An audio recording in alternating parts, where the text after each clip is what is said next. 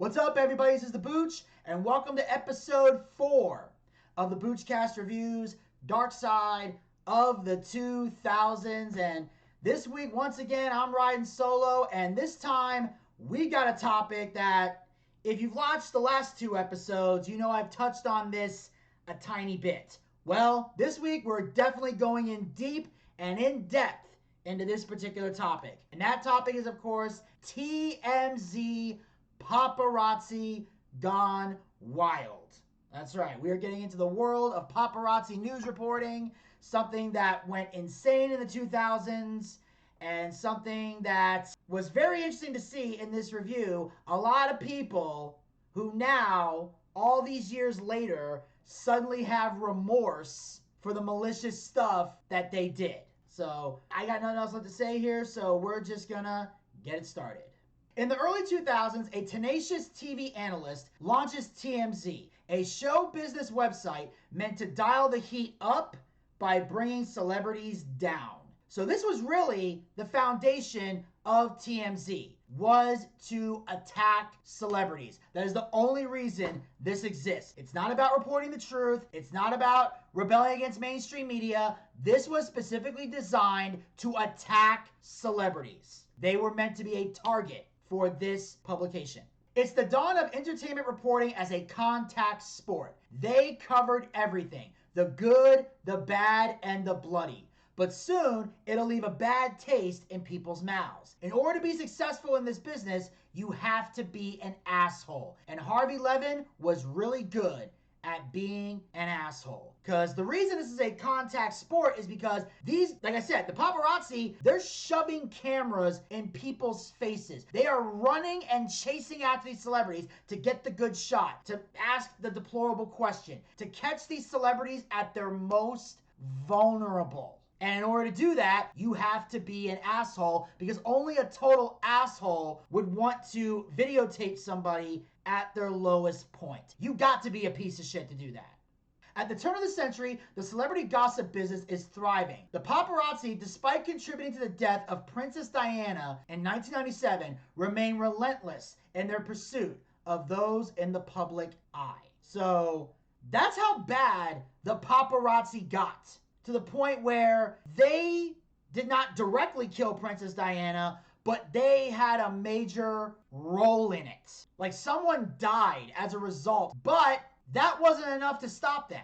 That wasn't enough to make them go, you know what? We've done too much. No, they just saw that as a great, another catchy headline, and moving on to the next. Because paparazzi, those type of reporters, they have no heart, they have no soul, they have no integrity, and they do not belong in the world of journalism.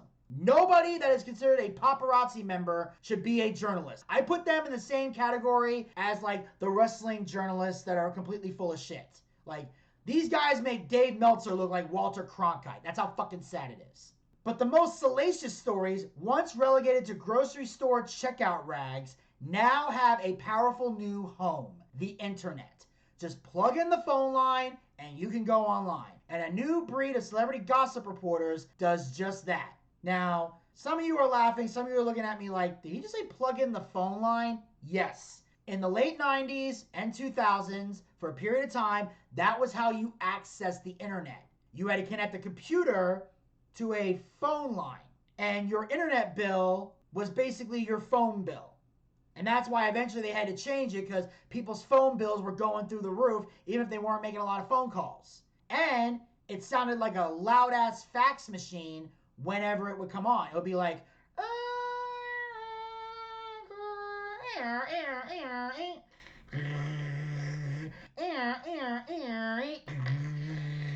that was how you logged onto your computer.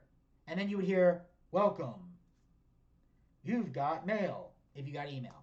Trent Venegas, I hope I'm pronouncing that right, was one of those gossip reporters, as he was the founder and writer of Pink is the New blog, which once upon a time was one of the hottest blogs on the internet. So back then, in the early years of the internet, this was how people put their stuff out, through blogs. See, nowadays, people have like vlogs, like video blogs. That's actually where that term came from.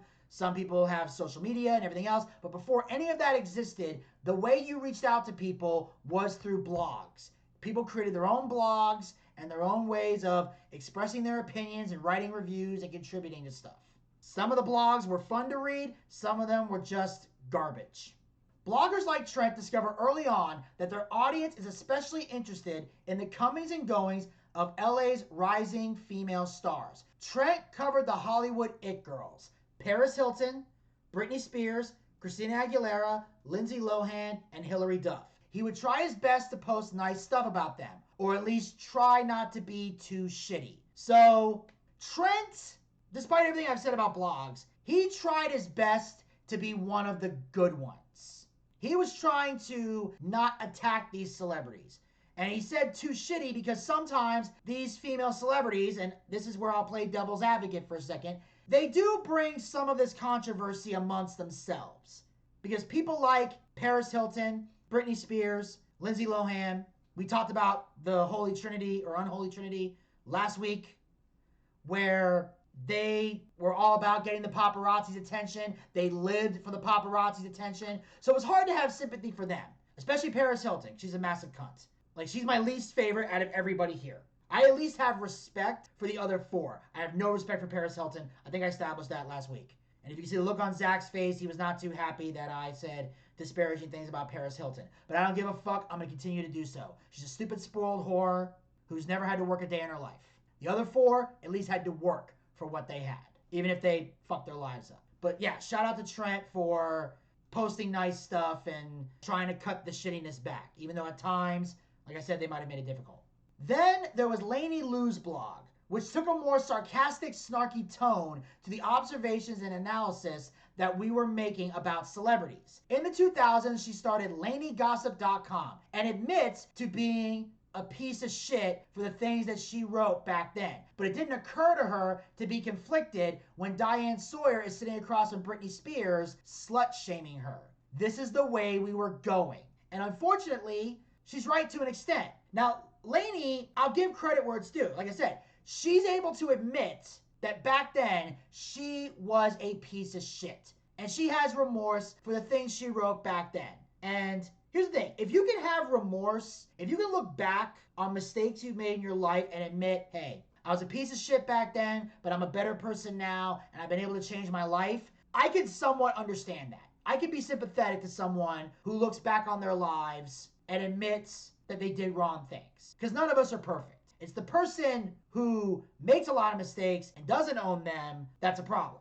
I admit, when I was a kid, I've made mistakes. There's things I've said in the past that I wish I hadn't. There's behaviors that I've had that I wish I hadn't. And I can look back on those times and admit, yeah, I wasn't perfect. I did my best and try my best to be a better person now than I was 10, 20 years ago. Not that I was an asshole, but I did make mistakes. And of course, Diane Sawyer's slut-shaming Britney Spears, because that was a big thing in the 2000s. Slut-shaming was all the rage. That's what everyone loved to do. Everyone liked to make women feel bad about dressing slutty or having sex with a lot of different men or behaving in a sexual provocative way. They felt as a woman, you should be above that. And here's my response to slut-shaming. This is my stance on slut-shaming. I believe if you are a woman, you're a woman, and you want to have sex with a lot of different guys, and you want to dress slutty, that's your thing, go ahead. My only requirements are these. Number one, you're single. You cannot be in a relationship. You can't have a serious boyfriend. You can't be married. That's my first rule. Second rule that I have, if you're going to dress slutty, don't do it in a place where mostly children are present. And by that I mean like at a school or at Chuck E. Cheese or somewhere where you know there's going to be kids. Because you can walk the mall dressing slutty, you're going to see kids in public somewhere. Like, you can't control every place you go to. But if you know there's a place like a school or Chuck E. Cheese where you know kids are going to be, dress a little nicer. But like I said, if you happen to be in a place where kids normally aren't at and some kids happen to walk by, that's not your fault. Like, if you're at a bar going on a date and you're wearing a nice dress and there happens to be a family at a restaurant sitting eating dinner, that's different. You can't control that. So I'm talking about specifically where children go. That's number two. And number three, as a woman, you can have sex with a lot of men. The one thing you're not allowed to do is brag about it. You can't. And you're probably wondering, Vinny, men brag about having sex with a lot of women. Why can't I, as a woman, brag about having sex with a lot of men? Very good question. It deserves an answer. Because as a woman, getting a man to have sex with you is the easiest thing you can ever accomplish in your life. It is easy to get a man into bed. It is difficult to get a woman into bed. Guys that jump through a lot of hoops to get a girl to have sex with them. That's not a hooker. Like, you have to go out to dinner, you gotta go to a movie, you gotta buy jewelry, you gotta jump through a lot of hoops and spend a lot of money to get a girl interested in wanting to fuck you. That's why when guys are able to bang a lot of girls, they're seen as the king of the mountain, because they were able to get all these women to say yes to having sex with them. A woman bragging about getting a man to have sex with them, it would be like LeBron James bragging about winning a gold medal for playing basketball in the Special Olympics. That's not a brag. That's not a flex. Now, if he wins a gold medal playing in the other Olympics with the Dream Team, that's different. That's an accomplishment. But I'm saying, it's an easy thing for women to do. You can have sex with a lot of guys, but don't act like you're the queen of the mountain because you banged a lot of guys. For a woman to be the queen of the mountain, she's got to marry somebody. She's got to marry one guy and stay with that guy forever. That's how you become the queen of the mountain. A guy is the king of the mountain if he gets a girl to have sex with him. A woman becomes the queen of the mountain if she gets a guy to propose to her. That's the key. And before I move on, I do need to add a fourth provision to this because it's important. Ladies, if you're going to have sex with a lot of guys, make sure those guys are over the age of 18. I have to add that because that's important. So if you follow those simple rules, ladies, you can have sex with all the guys you want, and I will never slut shame you. And no one should slut shame you. But if you're cheating on a significant other, you deserve to be slut shamed. If you're wearing a slutty outfit in a place where it's not appropriate to wear one, you deserve to be slut shamed. If you brag about having sex with a lot of guys, you deserve to be slut shamed because it's not a flex. And if you're having sex with guys who are under 18, not only do you deserve to be slut shamed, you deserve to be beaten up and thrown in jail because that's pedo shit. And I don't stand for it from either gender. The new online websites are competition for the friendly publicist-approved glossy magazines and TV shows like Entertainment Tonight. So these are the main things that we, the general public, look at when we want celebrity news. We read the glossy magazines and we watch Entertainment Tonight. And that's how we would find out what's going on in celebrities' private lives. Because this was back during a time when we actually gave a shit about how celebrities live their lives. Today, we can give a fuck less, or at least I do anyway. But back then, we actually wanted to know what celebrities were like. Some bloggers go for the jugular. With his snide comments and graphic doodles, Perez Hilton makes it beyond the blogs and becomes a news item in his own right. And I can honestly say with a straight face and full sincerity, out of all the bloggers that existed on the internet, none of them were shittier, douchier, or more deserving of a beatdown than Perez Hilton. He sat at the top of the douchebag mountain for how much of a piece of shit he really was. He's probably the only one that if I was a celebrity would not have my forgiveness. I could forgive the other two. Perez does not deserve to be forgiven for anything because he took things to a level you should never fucking go to. The internet and digital media in general changed the way we looked at celebrities when they behaved badly. Still, Hollywood has a long history of co-opting the press by charming them into writing more favorable stories, including bloggers. So the internet and digital media is now changing America's view of the celebrities. Because before the internet and the digital media, we didn't know a whole lot about celebrities' private lives. You had to really fuck up as a celebrity for people to take notice or even want to write about it. But now, they're just seeing you in everyday life doing random shit and they'll post it. And of course, whenever bad things would be posted, celebrities and publicists and everything, they always had a way to pay people off or hide under the table or, hey, don't post this or whatever. And they would be able to convince these people to change their viewpoint and sweep problems under the carpet. But soon, a new internet startup will refuse to play by those show business rules. In the 2000s, the face of entertainment news has changed forever when Gillian Sheldon co-founds TMZ with her partner, attorney Harvey Levin, who was the on-air legal analyst for the People's Court. Now, Gillian and Harvey meet on Celebrity Justice. a syndicated television show about Hollywood literal trials and tribulations. When Celebrity Justice is canceled, they hear that internet juggernaut AOL is looking to get into the online gossip game. So the two people who founded TMZ met on another show dedicated to celebrities. So they're already in the celebrity game. They're ready to go. And they're seeing celebrities' problems all the time when they talk about these trials and tribulations that they go through.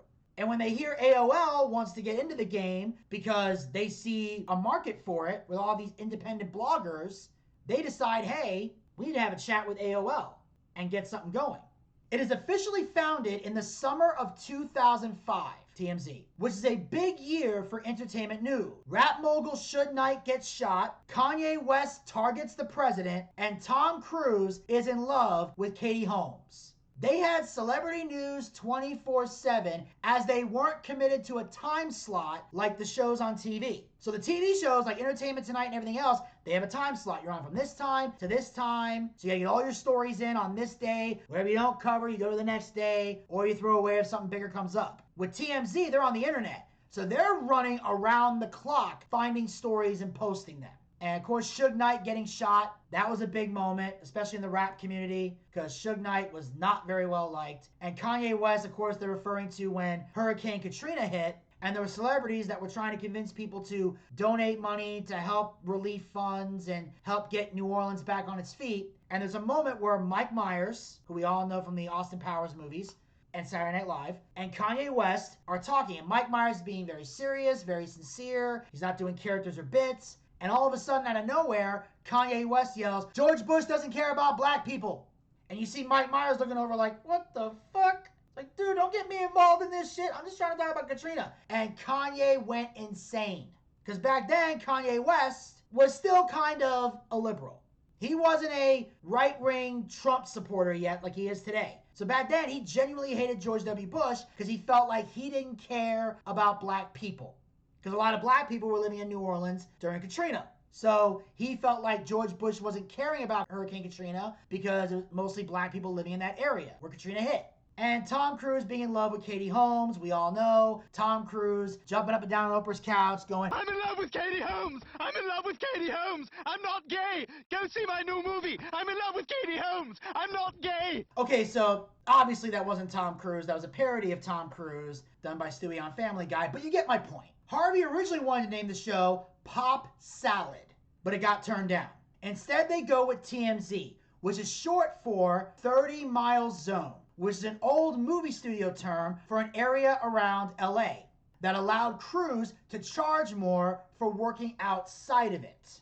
Now, I'm going to be straight up honest with everybody here. It wasn't until I saw this episode of Darkside of the 2000's that I even knew what TMZ stood for. I had no fucking idea that's what it stood for. I knew nothing about 30-Mile Zone. I had no idea about any of this shit. And that's what I love about these reviews, or when they talk about the history. You get to learn shit you didn't know before. So that blew my fucking mind. Because I always wondered what TMZ stood for, but I never cared enough to look it up. And especially 20 years ago, in 2005, I'm in the process of graduating high school. I'm not even thinking about celebrities back then.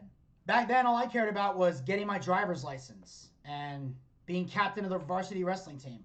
And also, I do want to say, I can see why Pop Salad got turned down, because that would have been a stupid-ass fucking name for a show. I guarantee you, Pop Salad, people would have been like, this is the dumbest name ever. I don't think it would have lasted long if it had that name. I don't think it would have lasted long if it had that name.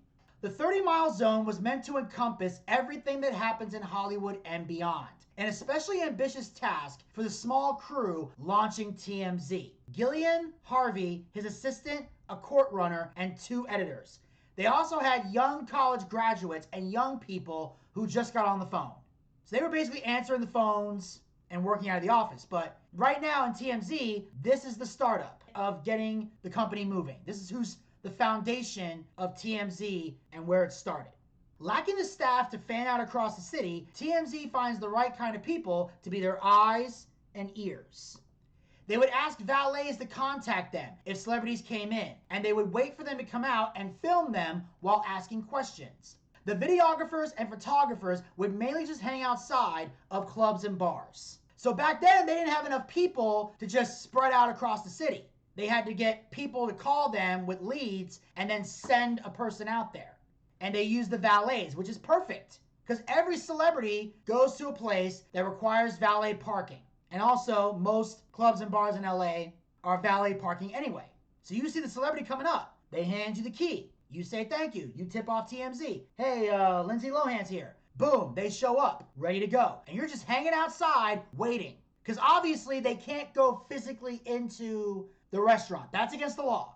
You cannot film on someone else's property. Like you can't go to the house and film. You can't go to a restaurant or a bar and film without prior approval from management. And obviously, if you get approval from management, they're gonna know you're there and not go in.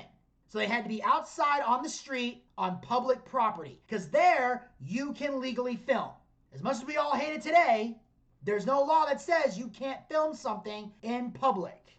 TMZ also practices their version of old-fashioned gumshoe journalism, calling the florist and local hospitals. They got popular because they were seen as the underdogs. All their hard work pays off when at 2:30 a.m. on November 9th, TMZ has the right person in the right place at the right time to get the story that will turn them into the world's #1 shock and awe celebrity news source. So this was very much guerrilla journalism. And people liked them. They saw them as the underdogs, but also because they were getting the scoop on the celebrities, which again, during this time, we all wanted to see celebrities' private lives. This was something we obsessed over. It's 2005, and 1 billion people globally are using the internet, which means they're all able to witness the explosive launch of TMZ.com when one of the videographers caught Paris Hilton and her boyfriend at the time, Stavros Niarchos, how do you pronounce that name? I'm sorry. Who was an heir to a Greek shipping fortune, getting into her Bentley. Stavros is hiding his face from the paparazzi, and he hits the gas and crashes into the back of a parked semi. The front is scratched up, and Stavros was drinking. So Stavros was drunk and getting behind the wheel of this car. Now, here's the weird thing here that I would ask if Stavros ended up going to court over this. Yes, he has been drinking. Whether he was drunk or not, I don't know. I kind of said he was drunk, but in all honesty, I don't know. So that's a flub on my part. But could the paparazzi get some of the blame for him crashing into that semi? Or is he ultimately paying for himself? Because I'll tell you this right now. If I crash into something because people were in my face with cameras or the lights and I can't see shit, and I crash and I end up guilty and having to pay the ticket or getting a DUI or whatever, I'm suing the paparazzi. I'm filing a lawsuit and I'm taking them to court. I may end up paying this fine, but those motherfuckers are going to reimburse me for that goddamn fine. And if I can get more money out than some bitches, that's what I'm doing. Because look, I am not an advocate for drinking and driving. I am against it. But it wasn't just alcohol that was impairing this man's vision. Again, if he was even drunk at all behind the wheel. Because just because you drink, you don't automatically get drunk unless you're a lightweight. There are some people who can have 2 or 3 beers and they're not drunk. Some people get drunk off 1 beer. I've learned with me, it's 9. Or if you give me a shot of anything, then I'm instantly out of it. So I would be intrigued to see if Stavros could have got a lawsuit. They took the video and launched the website just to post it. And it went viral and put TMZ on the map. Josh Levine, the cameraman, followed the car and caught him getting pulled over by LAPD. Backseat passenger Talon Torero from the TV show Laguna Beach confesses to police he's the only sober one in the car. Okay, so he was in fact drunk. I have to retract that statement. The cops let her go, which was also a focal point of TMZ, because the police didn't arrest Paris Hilton. They basically told the sober guy to get in the driver's seat and said, y'all have a nice day. And this also caused the video to go viral because you're seeing Paris Hilton in a car accident. I mean, it's a minor one, but still an accident. Getting pulled over by the cops, and her rich privilege, her celebrity rich privilege, causing her to not get in trouble. These right here are all trigger points for the middle class. And I'm going to get to why right now. There are 2 rules. The rules for the general public and the rules for celebrities and people who are powerful within the Hollywood industry. It's a reality Levin has looked to expose since working as a legal pundit crammed into the media room at the courthouse covering the O.J. Simpson trial. Because that's the key thing, is celebrities and powerful rich people are not playing by the same rules that we are. We get in trouble for something, there are consequences. But celebrities get off scot-free because either A, the person pulling them over is a huge fan, or B, Paris is rich, or to that back, her parents are rich, and their parents can use their money and their influence to pay people off, and they don't get in trouble. And that's what makes people angry, is the double standard that celebrities live by. And it's why celebrities went from being beloved to being hated, loathed, and despised. And it's this time period where celebrities are starting to become not so great in the eyes of the regular general public. They're now starting to hate their guts because of their money and their elitism and the fact that they use it to not suffer consequences for their actions. Now divulging Hollywood's double standard quickly becomes one of TMZ's guiding principles. Jesse McCartney with a beer when he's under 21, but no one says anything. It was the beginning of the TMZ brand, a brand that includes exposing the hierarchy within the Hollywood party scene. So this is now becoming the bread and butter of TMZ. Jesse McCartney is under 21. He's drinking a beer. He should be in trouble. Whoever gave him the beer should be in trouble, but no one says a goddamn thing because it's Jesse McCartney. The guy that said, I don't want another pretty face. I don't want just anyone to hold. I don't want my dirty good ways. I want you and your beautiful soul.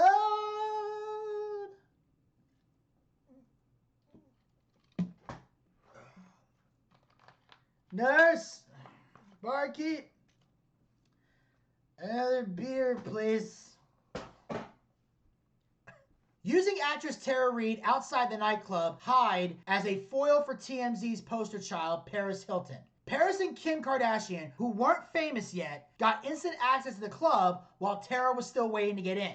So that's fucked up. Paris Hilton and Kim Kardashian aren't famous yet. There's just a bunch of spoiled whores that are getting instant access to the club. Meanwhile, Tara Reid, someone who is a legit Hollywood actress on top of her game and actually has talent, at least as a comedic actress, has to wait to get into a club while someone who has no talent is getting instant access. So that's fucked up, but it's also TMZ's way of taking a shot at Tara Reid. Like, I guess she's not relevant anymore or whatever the fuck. In its first year, the TMZ website gets over 8 million unique visitors, and they celebrate with a wild anniversary party, which normally you would do. Obviously, you would celebrate. You got 8 million visitors in your first year on a website. That's a big deal. We're going to celebrate. We're going to have a great time, and check it out. We are now on the map. TMZ's success also attracts resourceful, somewhat shady sources looking to cash in by selling out celebs. One in particular was Kevin Blatt, who was a celebrity sex tape broker. He was called the Porn Tape King, the P.T. Barnum of Pussy, and the Whore Whisperer. He was known for leaking out One Night in Paris, a sex tape done by Paris Hilton. Because Paris Hilton also came out with a sex tape, which is where she got her fame, by the way. That's what she's famous for, a sex tape. That's why I call her a stupid spoiled whore, because that's the only thing she's famous for. That put her on the map. Like Pamela Anderson, she had a sex tape come out, but first of all, she was talented and then put out a sex tape. But she didn't put the sex tape out. It was stolen and leaked on the internet. She didn't want that to be seen by human eyes. Paris Hilton, I wouldn't be shocked if she sent the tape to this guy.